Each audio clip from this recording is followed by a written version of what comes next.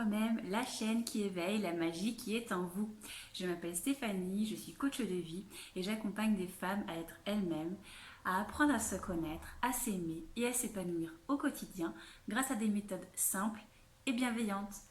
Ensemble, brillons, épanouissons-nous afin de faire connaître le chemin à toutes les femmes du monde.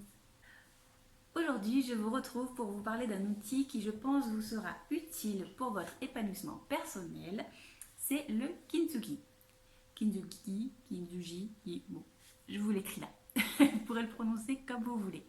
Alors, je ne sais pas si vous connaissez cette technique. Moi, je l'ai découvert il n'y a pas si longtemps que ça. Et j'aime beaucoup la métaphore qu'il y a avec la femme et ses blessures. Je vous explique.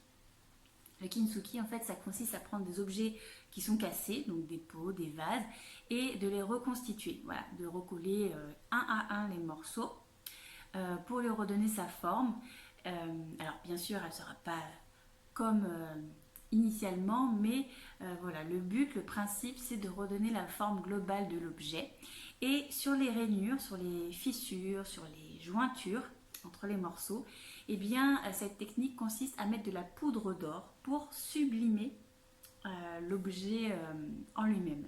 Et je trouve ça très beau et en y réfléchissant, j'ai fait un parallèle avec la femme, avec les blessures que l'on peut avoir psychiques, les complexes qu'on peut avoir physiquement, voilà, toutes les choses qui finalement nous ont fait mal, nous ont blessés, je dirais pas qui nous ont affaiblis, parce que je trouve que c'est pas un mot adéquat, mais voilà, qui participent, on va dire, à notre vulnérabilité.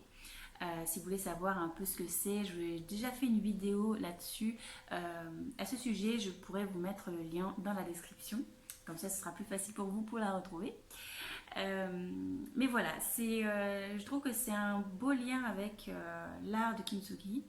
C'est voilà, de se reconcentrer sur toute notre histoire, sur nos blessures, sur nos complexes, tout ce qui finalement nous gêne au quotidien, nous freine, et de les honorer, voilà, de les rassembler, de les honorer, d'être bienveillante avec et d'en faire une force, voilà, non pas une faiblesse mais une force pour avancer, pour s'accepter, pour s'aimer inconditionnellement.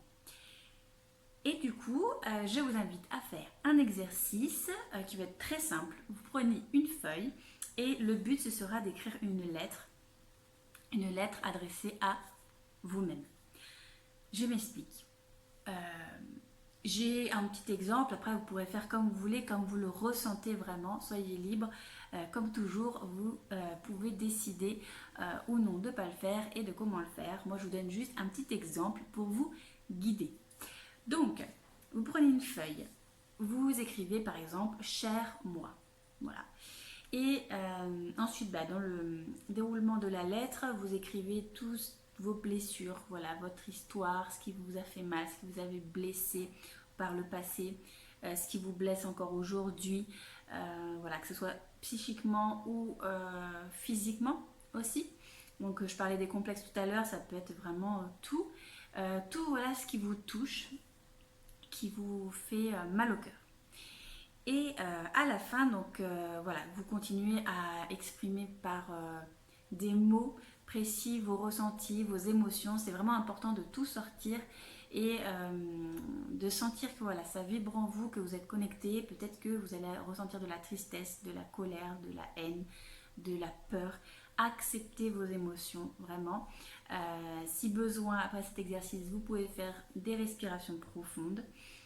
Pour vous sentir mieux, mais voilà, c'est vraiment hyper important de passer par cette étape là, voilà, de faire face à nos blessures, faire face à ce qui nous fait mal au cœur pour pouvoir les accepter, comprendre les origines et s'adapter, voilà, essayer de faire en sorte d'avancer avec tout notre bagage de notre histoire, tout simplement.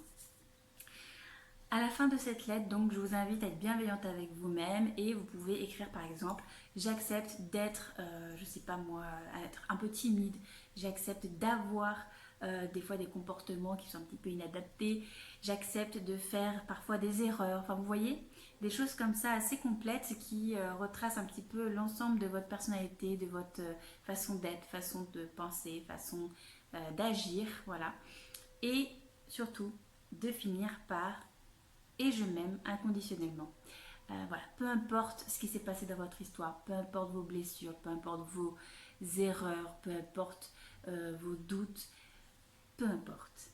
Vous avez fait de votre mieux parce que voilà, l'humain, la femme, a toujours une intention positive, même si ça a engendré des comportements plus ou moins inadaptés, plus ou moins négatifs. La base était positive, donc soyez en paix avec tout cela. Pardonnez-vous. Et voilà, cette lettre, vous pouvez la garder, vous pouvez la brûler, voilà, pour vous libérer aussi. Vous pouvez voilà, la chiffonner et puis la mettre à la poubelle. Enfin, vous le faites comme vous voulez.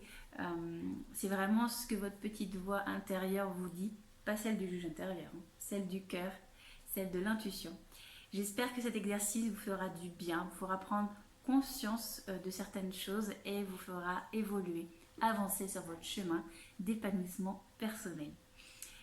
Sur ce, je vous fais de gros bisous, je vous souhaite une belle fin d'après-midi et je vous dis à bientôt, à la semaine prochaine, dans une prochaine vidéo. Ciao!